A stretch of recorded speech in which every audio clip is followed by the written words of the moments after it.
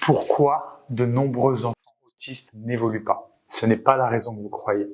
Bonjour à tous. Aujourd'hui, dans cette vidéo, je vais répondre à cette question en tant que père de garçon qui a été diagnostiqué autiste TSA à l'âge de 3 ans et qui a aujourd'hui 9 ans, Alexandre.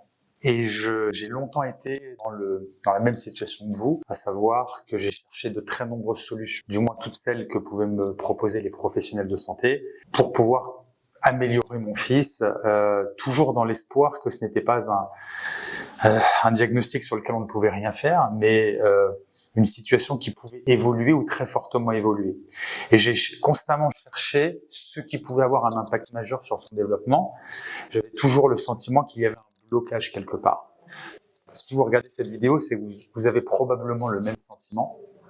Et je me permets de reposer le cadre. Aujourd'hui, le diagnostic de TSA, trouble du spectre autistique, est donné à de très nombreux enfants, y compris des enfants qui ne sont pas forcément autistes, mais qui présentent des symptômes autistiques.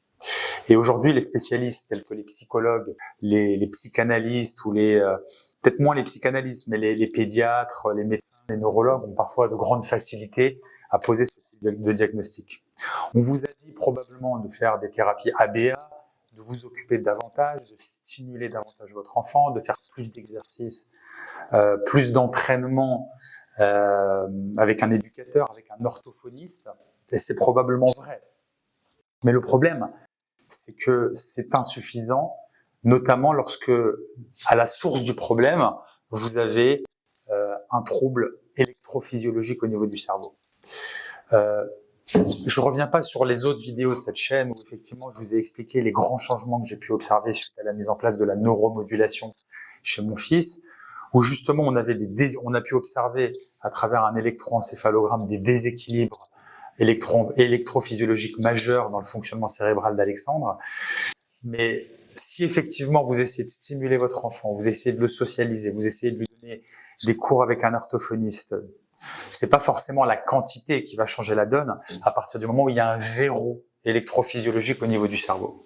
Et ce que je vous recommande, en partageant mon expérience avec vous aujourd'hui, c'est vraiment de vérifier cet aspect-là et d'essayer d'agir, parce qu'il y a toujours un levier, il y a toujours une marge d'amélioration au niveau électrophysiologique et la situation n'est jamais figée.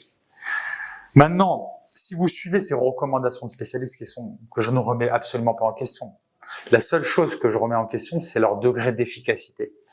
Si effectivement vous avez un blocage au niveau cérébral de votre enfant, vous avez beau mettre en place 5, 6, 7 heures de stimulation quotidienne avec un orthophoniste, avec un éducateur spécialisé, vos résultats seront très faibles. Et je pense que de nombreuses personnes d'entre vous se reconnaîtront dans cet état de fait, c'est que vous donnez de très nombreuses heures à votre enfant de stimulation et vous voyez une courbe de progression qui est souvent très faible. Du moins, c'était mon ressenti. Et je pense que en ayant de très nombreux contacts et en ayant interrogé de très nombreux parents enfants autistes, en général, on remarque bien évidemment des progrès, notamment avec la thérapie ABA, donc thérapie effectivement comportementale, où on va donner des rewards, c'est-à-dire des récompenses à l'enfant pour qu'il puisse intégrer, assimiler, on va dire, des bons comportements, de bonnes approches, notamment socialisantes.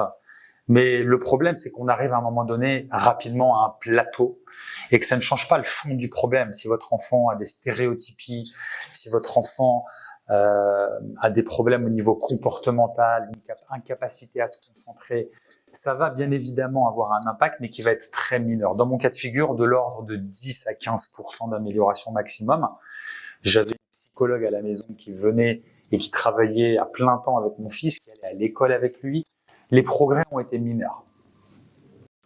Les gens qui vendent, et il y a de nombreux conflits d'intérêts, je sais pas l'objet de cette vidéo, qui vous vendent ce type de service, vous disent d'en prendre toujours plus, mais les résultats ne suivent pas, ou du moins n'ont pas suivi dans mon cas de figure.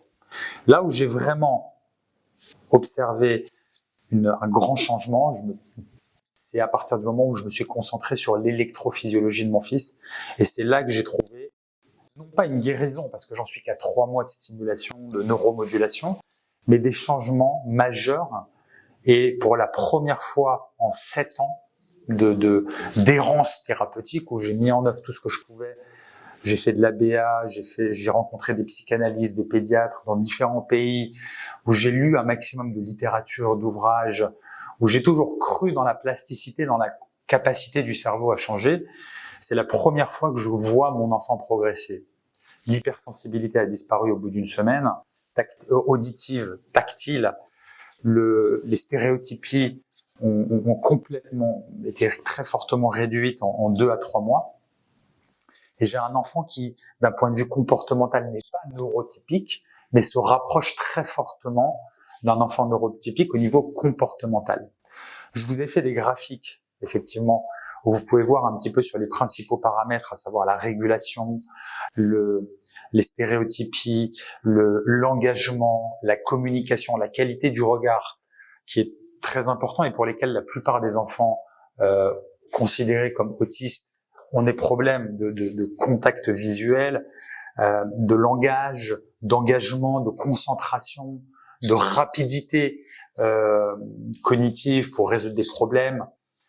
Dans mon cas de figure, c'était surtout les stéréotypies, l'incapacité à se concentrer qui était particulièrement handicapante au quotidien, le langage bien évidemment, la qualité du contact, etc., etc. On a des changements majeurs une fois que j'ai pu identifier ce verrou électrophysiologique. J'ai fait de nombreuses vidéos sur le sujet sur cette chaîne YouTube, je vous invite à les consulter. Je compte vous tenir informé dans les prochains mois des évolutions d'Alexandre, puisque j'ai mis en place une neuromodulation de manière intensive, quasiment quotidienne, chez Alexandre, associée à une éducatrice 7 heures par jour. Donc posez-vous la bonne question.